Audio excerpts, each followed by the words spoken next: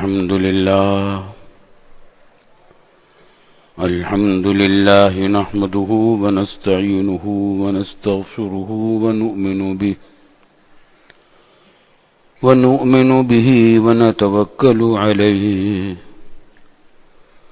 ونعوذ بالله من شرور أنفسنا ومن سيئات أعمالنا من يهده الله فلا مضل له ومن يضلله فلا هادي له ونشهد أن لا إله إلا الله وحده لا شريك له ونشهد أن سيدنا وسندنا ومولانا محمدا عبده ورسوله صلى الله تعالى عليه وعلى آله وصحبه أجمعين وسلم تسليما كثيرا كثيرا أما بعد فأعوذ بالله من الشيطان الرجيم بسم الله الرحمن الرحيم يا أيها الذين آمنوا اتقوا الله حق تقاته ولا تموتن إلا وأنتم مسلمون واعتصموا بحبل الله جميعا ولا تفرقوا واذكروا نعمة الله عليكم إذ كنتم أعداء فألف بين قلوبكم فأصبحتم بنعمته إخوانا وكنتم على شفا حفرة من النار فأنقذه الله منه إن في ذلك لآيات لقوم يتفكرون. بزرگان محترم اور برادران عزیز، انہی دو آیتوں کے بارے میں پچھلے کئی جمعوں سے بیان چل رہا ہے، کیونکہ ان دونوں آیتوں میں ہماری موجودہ مشکلات اور موجودہ مسائل کا حل انہی میں ہے۔ قرآن کریم کے تمام تعلیمات ہی ہمارے لیے زندگی کے تمام گوشوں میں رہنما ہیں۔ یہ آیت خاص طور سے مسلمانوں کے درمیان اتحاد و اتفاق کا سبق دے رہی ہے اور ان سازشوں کی طرف توجہ دلا رہی ہے جو دوسری قومیں مسلمانوں کے خلاف سازشیں لڑوانے کی کرتی رہی ہیں، اور واقعات یاد دلا رہی ہیں اس زمانے کا جب مدینہ طیبہ میں عرب کے دو قبیلے اوس اور خزرج کی جنگیں تھیں اور یہودی ان کو لڑواتے رہتے تھے تاکہ ان کی چاندی ہو، اسلحہ یہ بھی خریدیں تو ان سے قرضہ سود پر لیں، یہ بھی اسلحہ خریدیں تو اسلحہ رقم سود پر لیں، ان کا کاروبار بڑھے یا آپ اس میں مریں کٹیں۔ اور قرآن کریم نے ان واقعات کو ذکر کیا ان آیتوں میں اختصار کے ساتھ۔ ہم انہی حالات سے دوچار ہیں۔ الحمدللہ ہمارے پاکستان کے ہم عوام، ان کے مجموعی طور پر پورے ملک کے تمام مسلمانوں میں ایمان پکا ہے، اللہ کے فضل و کرم سے ایمان کمزور نہیں ہے۔ اللہ پر عقیدہ، اس کے رسول پاک صلی اللہ علیہ وسلم پر عقیدہ اور مر مٹنے کا جذبہ، اس میں کوئی کمی نہیں ہے، لیکن اپنے اعمال ہمارے خراب ہو گئے، ہماری تربیت خراب ہو گئی۔ بچپن میں ہمیں ماں باپ کی گود میں وہ تربیت نہیں ملتی ہمارے بچوں کو جو مسلمان ماں باپ کی گود میں بچوں کو ملا کرتی تھی۔ پھر تعلیمی اداروں میں، وہ سرکاری ادارے ہوں یا غیر سرکاری ادارے ہوں، ان میں جو تربیت ملا کرتی تھی بچوں کو انسانیت کی، دوسروں کے احترام کی، دوسروں کو تکلیف سے بچانے کی، دوسروں کی رعایت کرنے کی، حسن اخلاق کی، گفتگو کی، چلنے پھرنے کی، کھانے پینے کی، وہ تربیت ہماری تعلیم گاہوں میں نہیں، اسکولوں میں بھی نہیں، کالجوں میں بھی نہیں۔ کالجوں میں، یونیورسٹیوں میں جلسے ہیں، جلوس ہیں، نعرہ بازیاں ہیں، حتیٰ کہ اساتذہ کی عزتیں بھی محفوظ ہیں۔ یونیورسٹیوں کے اندر تو اساتذہ کی پٹائیاں کر دیتے ہیں طلبہ۔ الحمدللہ دینی مدارس میں ایسا کبھی نہیں ہوتا، لیکن وہاں یہ بھی ہوتا ہے۔ اور ہمارے دینی مدارس میں بھی جس انداز کی تربیت ہونی چاہیے وہ نہیں ہو رہی، کیونکہ پوری قوم کا آبا بگڑا ہوا ہے، اور دوڑ لگ گئی ہے پیسے کمانے کی۔ زیادہ پیسے میں زیادہ سے زیادہ کما لوں اور جلدی کما لوں، دیر نہ لگے۔ تاخیر برداشت نہیں ہے، صبر نہیں رہا۔ اللہ نے جو نعمتیں دے رکھی ان پر شکر نہیں رہا، اس کا احساس نہیں رہا کہ اللہ تعالیٰ کا شکر ادا کریں، کتنے نعمتیں اب بھی پھر دے رکھی ہیں، اور مزید کی حرص ہے اور ہوس ہے، اس میں مبتلا ہے۔ نیچے سے لے کر اوپر تک بہت کم لوگ مستثنی رہ گئے ہیں اس دوڑ میں، لیکن ایسا معلوم ہوتا ہے کہ با اختیار افراد جتنے، جس کو جہاں کہیں موقع مل رہا ہے، ان میں تھوڑے لوگ ہیں جو خدا سے ڈرنے والے اور اپنی موت کو اور قبر کو سامنے رکھ کر کام کرنے والے ہیں، ورنہ ایک دھینگا مشتی ہے، حرام خوری ہے، دھوکہ بازی ہے، بھائی کو بھائی پر اعتماد نہیں، افسر کو ماتحت پر اعتماد نہیں، ماتحت کو افسر پر اعتماد نہیں، عوام کو پولیس پر اعتماد نہیں، پولیس کو عوام پر اعتماد نہیں۔ کہاں جائیں، عدلیہ میں جائیں، پولیس میں جائیں، رینجرز میں جائیں، حکومت میں جائیں، سرکاری دفاتر میں جائیں، کہیں امن و امان نظر نہیں آتا۔ وجہ اس کی ہے کہ امن و امان تو ہوتا ہے تربیت سے، تربیت ہمیں نہیں ملی۔ ہمارے کم از کم یورپی ممالک میں ایمان نہیں ہے اور خدا کی بندگی نہیں ہے، اور بہت ہی شراب خوری اور جنسی فحاشی اور عریانی بھی ہے۔ وہ خرابیاں ہیں جن کی وجہ سے ان کی ترقیاں رکی ہوئی ہیں، ورنہ بہت ترقی کرتے وہ، لیکن اور دوسرے میدانوں میں انہوں نے اپنی قوم کو بنایا ہے، اپنی قوم کے ساتھ غداری وہ نہیں کرتے۔ حکومت کے لوگ اگر ایک اپنے ملک کا آدمی مر جائے تو پوری حکومت ہل جاتی ہے، اور ساری حکومت ذرائع اس قاتل کے کھوج میں لگ جاتے ہیں۔ اور یہاں ہمارے یہاں روزانہ کتنی جانیں جا رہی ہیں، قتل کرنے والے بھی مسلمان ہیں بظاہر، اور قتل کیے جانے والے تو مسلمان ہیں ہی۔ آپ اندازہ کیجئے رینجرز کے اوپر جو حملہ کیا، جو کوئی شیعہ سنی مسئلہ تو نہیں ہو سکتا، ان کو کسی حملہ کرنے والے کو کیا خبر کہ رینجرز میں گاڑی میں شیعہ بیٹھے ہیں سنی بیٹھے ہیں، نام دیتے ہیں کہ شیعہ سنی کا جھگڑا ہے تاکہ شیعہ سنی آپس میں لڑیں۔ سارے کی ساری بات یہ ہے کہ پاکستان کے دشمن ہیں، ہماری سرحدوں کے محافظ ہیں رینجرز، ان کو ماریں گے اگر تو پھر کہاں سے تم اپنے ملک کی حفاظت کرو گے، اپنی سرحدوں کی حفاظت کرو گے؟ تو یہ سب کچھ ہو رہا ہے، غیر ملکی سازشیں ہیں، اور غیر ملکی سازشوں میں وہ ہمارے ہی آدمیوں کو استعمال کرتے ہیں، باہر سے نہیں آتے، اپنے آدمی نہیں آتے ان کے، وہ بڑے ہوشیار لوگ ہیں۔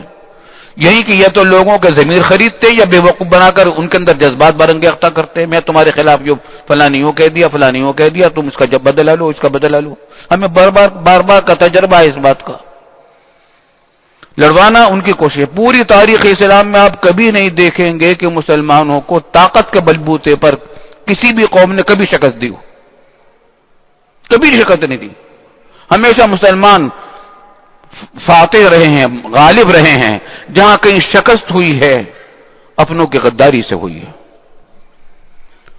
کچھ لوگوں نے، باہر کی قوموں نے ضمیر خریدے اور اپنے لوگوں نے پھر غداریاں کی، اور کہیں یہ جو ہوئی ہے کہیں یہ بھی ہوا ہے کہ جہالت اور بے وقوف بنا کر، جاہل اور بے وقوف بنا کر لوگوں کو برانگیختہ کیا گیا ایک دوسرے کے خلاف لڑانے کے لیے، میں تمہارے خلاف یہ کر دیا، فلاں کے خلاف کر دیا۔ اور اس کو آپ دیکھیں کیوں ہمارے آدمی بہکتے کیوں ہیں، غداری کیوں کرتے ہیں، جذبات میں آ کر حرام خوری حرام کام کیوں کرتے ہیں، قتل جیسا کبیرہ گناہ، کفر اور شرک کے بغیر بات سب سے بڑا بدترین گناہ کسی انسان کو ناحق قتل کرنا ہے۔ مسلمان کا خون تو بہت قیمتی ہے ہی، زبردست بیت اللہ کی طرح احترام والا خون ہے، وہ جان ہے۔ کافروں کی جان کو بھی تحفظ دیا گیا ہے، جن سے ہماری جنگ نہیں ہو رہی ہے، وہ ہمارے ملک میں رہتے ہیں، ان کی جان کا مال کا تحفظ بھی ہماری ذمہ داری قرار دی گئی۔ رسول اللہ صلی اللہ علیہ وسلم نے فرمایا کہ جو کوئی ہماری ذمیوں کے ساتھ کوئی حرکت کرے گا، غیر مسلم جو ہمارے ملک میں رہتے ہیں اور ہمارے قوانین کو مانتے ہیں، تو اللہ کی طرف سے میں اس کی مقدمہ لڑوں گا آخرت میں جا کر۔ اسلام تو ایسے امن و آشتی کا، تعلیم کا، نیکی کا اور سلامتی کا مذہب ہے، لیکن دشمنوں نے مسلمانوں کے اندر دو حرکتیں کی ہیں، ایک ان کے ضمیر خریدے، اور یا پھر کچھ لوگوں کو جو اپنے ضمیر فروخت کرنے والے نہیں تھے، ایمان پر اسلام پر مر مٹنے والے تھے، ان کو جا کر بہکایا اور گمراہ کیا کہ تمہارے خلاف فلاں نے کر دیا، تمہارے خلاف فلاں نے کر دیا، تم لڑو، تاکہ تم لڑاؤ اور حکومت کرو۔ یہ پرانا حربہ چلا آ رہا ہے دوسری قوموں کا، لڑاؤ اور حکومت کرو، آپ اس میں لڑواتے رہو اور حکومت کرتے رہو۔ امریکہ اور کینیڈا کی سرحدیں 1000 میل پر پھیلی ہوئی ہیں، تقریباً شاید 5000 میل ہوگی سرحد۔ اتنے بڑے دونوں بڑے بڑے ملک ہیں، ان کو وہاں ایک دوسرے سے حفاظت کے لیے کسی صفائی کی ضرورت نہیں ہے، وہاں ان کا کبھی جھگڑا نہیں ہوتا، وہ عیش کر رہے ہیں، مزے کر رہے ہیں، اور ہم پر انہوں نے طرح طرح کی سازشیں مسلط کر رکھی ہیں۔ لیکن ہم کیوں بے وقوف ہو گئے؟ سوال تو یہ پیدا ہوتا ہے۔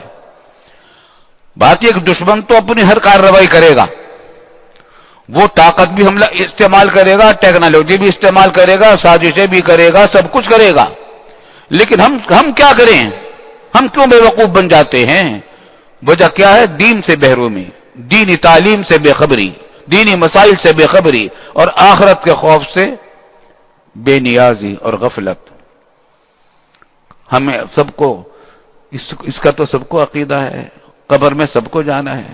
کتنے لوگوں کو کندھا دے چکے ہیں آپ اور ہم، کتنوں کی نماز جنازہ پڑھ چکے، اپنوں کے دوسروں کی، کتنوں کو اپنے ہاتھوں سے قبروں میں اتار چکے۔ یہ خیال بھی تو ہے نا کہ ہمارے ساتھ بھی معاملہ ہونے والا ہے، ہمارا بھی جنازہ اٹھنے والا ہے، ہمیں بھی دفن کر کے ہمارے دوست احباب کچھ دیر ٹھہر کر واپس چلے جائیں گے، پھر ہم ہوں گے، ہمارا عمل ہوگا۔ یہ بات بھول گئے ہیں۔ اگر یہ بات یاد رہے تو خربوں والے جو اربوں کے مالک ہیں، وہ مزید کئی ارب مزید کمانے کی جو کوشش میں لگے رہتے ہیں حرام طریقوں سے، وہ اس سے باز آ جائیں۔ اتنا خربوں اور اربوں روپے لے کر تم کیا کرو گے؟ کہاں لے کر جاؤ گے ان کو؟ 1 کوٹھی 2 کوٹھی 3 کوٹھی، 1 گاڑی 2 گاڑی، 1 کارخانہ 2 کارخانے، آخر ان کو کہاں لے کر جاؤ گے؟ وجہ کیا؟ موت کو بھول گئے۔ اسی واسطے رسول اللہ صلی اللہ علیہ وسلم نے ایک تو یہ بات فرمائی کہ اکثروا ذکر حازم لذات الموت، اپنے اس بات کو، اس چیز کو کثرت سے یاد کیا کرو جو ساری لذتوں کو، دنیا کی لذتوں کو توڑ مڑوڑ کے ڈال دے گی، اور وہ موت ہے۔ اور موت سے کوئی انکار نہیں کر سکتا۔ کسی کو آپ نے سنا کہ جو موت کا انکار کرتا ہو کہ موت نہیں آئے گی؟ کوئی سائنس انکار نہیں کرتی، کوئی فلسفہ انکار نہیں کرتا، کوئی مذہب و ملت انکار نہیں کرتی۔ جو خدا کو نہیں مانتے وہ بھی مانتے ہیں، موت کو وہ بھی مانتے ہیں کہ موت آنے والی ہے۔ اچھا، یہ بھی سب کو معلوم ہے کہ موت کا کوئی وقت مقرر نہیں، پتہ نہیں کب آ جائے گی، کس حالت میں آ جائے گی، کہاں آ جائے گی۔ تو ایسی غیر یقینی صورتحال ہے ہم دنیا میں جہاں زندگی گزار رہے ہیں، اور اس دنیا کے لیے مر مٹ رہے ہیں، اپنے آپ کو بھی برباد کر رہے ہیں، اپنے بچوں کو بھی تباہ کر رہے ہیں، اپنے قوم کو بھی مایوس کر رہے ہیں، اور اپنے ملک کو بھی تباہ اور برباد کرنے کی فکر میں لگے ہوئے ہیں۔ ساری بات یہ ہے کہ ہم اپنے قبر کو بھول گئے۔ اگر قبر یاد رہے تو آدمی کمائے، کمانے کو کوئی منع نہیں کیا قرآن نے اور احادیث میں، خوب کماؤ، خوب کھاؤ پیو، لیکن دوسرے کا نہ لوٹو، دوسروں کا نہ لوٹو، قوم کو نہ لوٹو، پڑوسیوں کو نہ پریشان نہ کرو، دوسروں کو تکلیف نہ پہنچاؤ۔ رسول اللہ صلی اللہ علیہ وسلم سے پوچھا گیا کہ سب سے اچھا عمل کون سا ہے؟ آپ سے مختلف مواقع میں مختلف لوگوں نے یہ سوال کیے ہیں۔ ایک موقع پر فرمایا کہ سب سے اچھا عمل یہ ہے کہ المسلم من سلم المسلمون من لسانه ویدہ، کہ اس شخص کا عمل جس کی زبان اور ہاتھ سے دوسرے معمون اور محفوظ رہے، اسلام کا سب سے اچھا عمل ہے۔ المسلم من سلم المسلمون من لسانه ویدہ۔ اور حدیث میں اگرچہ یہ لفظ ہے کہ مسلمان وہ ہے جس سے دوسرے مسلمان جس کی زبان اور ہاتھ سے محفوظ رہیں، لیکن تمام علماء کا اتفاق ہے کہ یہاں مسلمانوں کے ساتھ جو حکم ہے وہی حکم غیر مسلموں کا ہے، جن سے ہماری جنگ نہیں ہے۔ جن سے ہماری جنگ ہے ان کا معاملہ تو الگ ہے، جن سے ہماری جنگ نہیں ہے ان کو بھی ناحق تکلیف پہنچانا حرام ہے، ناجائز ہے۔ زبان سے تکلیف پہنچانا بھی ناجائز، ہاتھ سے تکلیف پہنچانا بھی ناجائز۔ المسلم من سلم المسلمون من لسانه، مسلمان تو وہ ہوتا ہے جس کی زبان اور ہاتھ سے دوسروں کو تکلیف نہ پہنچے۔ اور آج ہمیں تربیت ہی نہیں دی جا رہی ہمارے گھروں کے اندر، خود بچے ایک دوسرے کو تکلیف پہنچاتے ہیں، بچے ماں باپ کو تکلیف پہنچاتے ہیں۔ پانی پینے کا گلاس ہے، مشترک گلاس ہے، پانی پیا، ایک بچے نے گلاس یہاں رکھ دیا، رکھنے کی جگہ وہاں تھی، رات کو کسی کی آنکھ کھلی اور وہ پانی پینے کے لیے گلاس تلاش کرے گا۔ تربیت نہیں ہے کہ ہر چیز کو ایسی جگہ، ہر چیز کو ایسے استعمال کریں دوسروں کو تکلیف نہ ہو۔ برابر میں پڑوسی ہے بیچارے اور اپنے گھر کے اندر آپ نے شادی میں لاؤڈ اسپیکر لگا رکھا ہے یا بہت زور زور سے گانا بازے ہو رہے ہیں، شادی کی تقریبات ہو رہی ہیں، دوسروں کی نیندیں خراب ہیں۔ اچھا پھر یہ کہ دینی جلسے ہو رہے ہیں، راتوں کو مذہبی جلسے ہو رہے ہیں اور راتوں کو 2-2 1-1 بجے تک لاؤڈ اسپیکر بلند آواز سے پورے محلے کے لوگوں کو جگا رہا ہے۔ اس کی کہاں اجازت ہے؟ کوئی اجازت نہیں۔ ایک زمانے میں وزارت داخلہ میں ایک بورڈ بنا تھا، اس میں بھی رکن تھا، اتحاد بین المسلمین کے لیے، تو ہم نے لاؤڈ اسپیکر کے قانون کو اثروں مرتب کیا تھا اور اس میں لاؤڈ اسپیکر کے اوپر پابندیاں لگائی گئی تھی۔ لاؤڈ اسپیکر کو استعمال تو کیا جائے دین کی فروغ کے لیے اور دین کی تعلیم کے لیے، معاشرے کی بہتری اور اصلاح کے لیے، لیکن اس کے حدود مقرر کیے گئے تھے۔ اس کی ایک حد یہ مقرر کی گئی تھی کہ جس جگہ پر جو کوئی جلسہ ہو رہا ہے اس جلسہ کے گاہ سے باہر آواز نہ جائے لاؤڈ اسپیکر کی۔ مسجد میں اگر کوئی بیان ہو رہا ہے تو مسجد کے بیان کی آواز باہر نہ جائے، اس احاطے سے باہر نہ جائے، تاکہ لوگوں کی نیندیں خراب نہ ہوں۔ اور عربی خطبہ جو ہوتا ہے عربی زبان کا، اس کی آواز باہر نہ جائے باہر کے گھروں میں، کیونکہ جب عربی کا خطبہ ہو رہا ہوتا ہے اس وقت آپ سے بات کرنا ناجائز ہوتا ہے، تو دوسرے پابند ہو جائیں گے۔ پابندیاں لگائی تھی، قانون بن بھی گیا تھا، غالباً پاس بھی ہو گیا تھا وہ، لیکن اس پر عمل نہیں ہو رہا۔ لاؤڈ اسپیکر پر دین کے نام پر کام ہو رہے ہیں اور دین کے خلاف ہو رہے ہیں، اور باتیں سب اچھی ہوں گی بیان میں، لیکن یہ کیا معمولی بات ہے کہ دوسروں کو تکلیف پہنچائی جائے، محلے کے لوگوں کو؟ کوئی بیمار ہے بیچارہ، وہ سونا چاہتا ہے، نہیں سو سکتا۔ بچے تعلیم، صبح کو سویرے مدرسے میں جانا ہے، اسکول جانا ہے، وہ راتوں کو سو نہیں سکتے جب شور ہو رہا ہے، لیکن ہمارے ہاں سب کچھ ہوتا ہے۔ وجہ کیا ہے؟ نہ تربیت ہے اور نہ تعلیم ہے، اور ساری وجہ بنیادی وہ ہے کہ موت کو بھول گئے۔ اللہ تعالی ہمیں اپنی موت کو یاد رکھنے کی توفیق عطا فرمائے۔ موت یاد رہے تو آدمی کو جتنا مل گیا ہے اس پر اللہ کا شکر ادا کرے، جائز طریقوں سے مزید کمانے کی کوشش کرتا رہے، لیکن ایک حد میں رہے، حد سے زیادہ نہ رہے، تو اللہ تعالیٰ برکت بھی عطا فرماتا ہے۔ پھر ایک بات یہ کہ حرام خوری، حرام مال کمانا، آدمی کماتا تو اس واسطے کہ میں زیادہ راحت سے رہوں گا، زیادہ خوشیاں ملیں گی، زیادہ ساز و سامان ملے گا، اس واسطے حرام کماتا ہے۔ لیکن آپ دیکھ لیجئے جو شخص حرام کماتا ہے اس کو خوشیاں نصیب نہیں ہوتی۔ آپ دیکھ لیجئے، جس کو آپ اپنے معاشرے میں اجازت لے لیجئے، جو حرام کماتا ہے اس کو خوشیاں نصیب نہیں ہوتی، راحت نہیں ملتی۔ تفسیر معارف القرآن میں ہمارے والد صاحب رحمۃ اللہ علیہ نے بڑی دل لگتی بات کہی ہے، فرمایا کہ خوشیوں کا سامان، راحت کا سامان، لذتوں کا سامان کارخانوں میں بنتا اور بازاروں میں بکتا ہے۔ خوشیوں کا سامان، راحت کا سامان، لذتوں کا سامان کارخانوں میں بنتا ہے، بازاروں میں بکتا ہے، لیکن خوشیاں، راحت اور لذت کسی کارخانے میں نہیں بنتی، کسی بازار میں نہیں بکتی، وہ صرف اللہ تعالیٰ کے دینے سے آتی ہے۔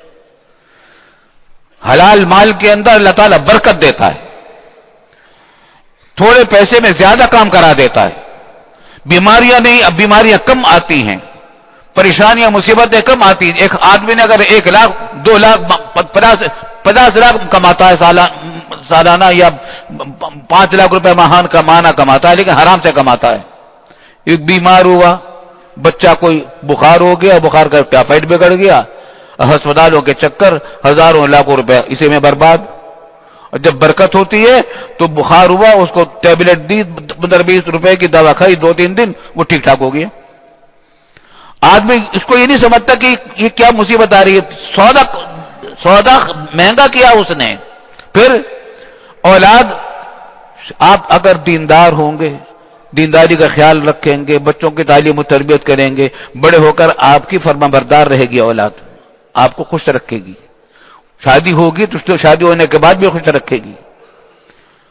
और अगर आपने उनकी तालीम और तरबियत न की, हराम हलाल खिलाते रहे, तो हराम माल से तो फिर हराम ही मादा पैदा होता है, तो फिर माँ बाप के नाफरमान भी होगी वो। आए दिन झगड़े जो हैं घरों के अंदर, कितने झगड़े हैं, जगह जगह झगड़े हैं, घर घर झगड़े हैं। कहीं सास बहू का झगड़ा है, कहीं बाप बेटे का झगड़ा है, कहीं भाइयों के आपस में झगड़े हैं, कहीं बहनों के आपस में झगड़े हैं। झगड़ा फसाद से जिंदगी दूभर हुई भी है। बताइए क्या जिंदगी का क्या मजा। अगर झगड़े फसाद न होते, मामूली खाना खा लिया करते दरमियानी दर्जे का, और हंसी खुशी खाते, सेहत भी अच्छी होती, कितना मजा था। बहन भाई मिलकर खाते बैठते। अब घर घर झगड़े हैं, तलाकें हैं, मुकदमा बाजियां हैं अदालतों में। अब वो फीसें दी जा रही हैं वकीलों को, और रिश्वतें दी जा रही हैं अफसरों को, और सारा माल जो कमाया था वो इस तरीके से बर्बाद हो रहा है। और अगर किसी को हराम, आम तौर से तो हराम माल का यही होता है। बहुत से लोग पूछा करते हैं बंदिश लगी हुई है, कोई ऐसा मालूम होता है कि बीमारियां बहुत हैं, जादू हो गया है, टोना हो गया है, टोटका हो गया है, नजर लग गई है, आसेब हो गया है। ऐसा भी होता होगा, लेकिन इतना नहीं होता जितना लोग समझते हैं। सबसे बड़ा आसेब तो हरामखोरी है। सबसे बड़ा आसेब, सबसे बड़ा जादू, सबसे बड़ी नजर यह है हराम माल तो जहर है, जहर। इससे कभी खुशियां नहीं मिलेंगी, राहत नहीं मिलेगी, इज्जत नहीं मिलेगी। इज्जत तो हलाल से मिलेगी, थोड़ा हो तो उससे भी इज्जत मिल जाएगी, खुशियां मिल जाएंगी, राहत मिल जाएगी, लज्जतें मिल जाएंगी। अल्लाह ताला हमें इसकी तौफीक दे। अगर ऐसा हो जाए तो हमारे पूरे मुआशरे में क्या अमन अमान कायम नहीं होगा, इत्तिहाद और इत्तिफाक पैदा नहीं होगा। हम इत्तिहाद और इत्तिफाक की बातें तो अल्हम्दुलिल्लाह करते और करनी भी चाहिए, लेकिन जो असल जड़ है उसको पकड़ना चाहिए कि मौत का खौफ हो, अल्लाह के सामने जवाबदही का खौफ हो, और दूसरों को तकलीफ ना पहुंचे। अल्लाह ताला की हिदायत के मुताबिक जिंदगी गुजारें तो न झगड़ा होगा न फसाद होगा। अल्लाह ताला हमें इसकी तौफीक अता फरमाए, दीन पर सही अमल की तौफीक अता फरमाए, पक्का सच्चा मुसलमान बना ले। कुरान ने जो कहा, यही आयत जो मैंने पढ़ी, या अय्युहल्लज़ीना आमनुत्तक़ुल्लाह हक़्क़ तुक़ातिह, ऐ ईमान वालो डरो अल्लाह से जैसा कि उससे डरने का हक है। क्या मतलब है? उसके नाफरमानी ना करो, उसकी नाफरमानी ना करो, गुनाह से बचते रहो, उसके जो फराइज और वाजिबात है अदा करते रहो। इसी के अंदर चैन है, इसी के अंदर सुकून है। और जब इससे जितना हटेंगे उतनी खराबियां, इतनी परेशानियां आएंगी। अल्लाह ताला हमें परेशानियों से बचाए, सच्चा पक्का मुसलमान बनाए। व आखिरु दावाना अल्हम्दुलिल्लाहि रब्बिल आलमीन।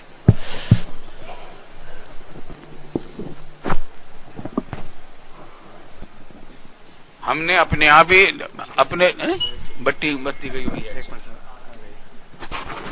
हमने अपने आप ही दारुल उलूम में कोशिश ये करते हैं और हिदायत भी दे रखी है लोगों को कि लाउड स्पीकर को इस तरह इस्तेमाल करें कि दारुल उलूम के इहाते से बाहर आवाज न जाए, न तकरीरों की, न वाज़ों की, न खुतबे की।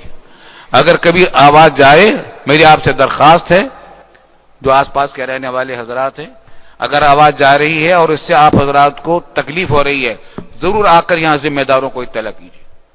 और अगर तकलीफ नहीं हो रही बल्कि आप सुनना ही चाहते हैं कि दीन की बातें हमारे कानों में पड़ती रहें, तो ठीक है, वो अपनी आपको इख्तियार है। लेकिन हमारी तरफ से कोशिश ये होती है कि हमारे लाउड स्पीकर की आवाज दारुल उलूम के इहाते से باہر نہ جائے۔ ہم نے بہت ہدایات کر رکھی ہیں لیکن عمل میں کوتاہی ہو سکتی ہے، کیونکہ اندازہ کرنا مشکل ہوتا ہے کہ کتنی آواز سے، کون سے لاؤڈ اسپیکر کھولنے سے آواز باہر جاتی ہے، کون سے میں نہیں جاتی۔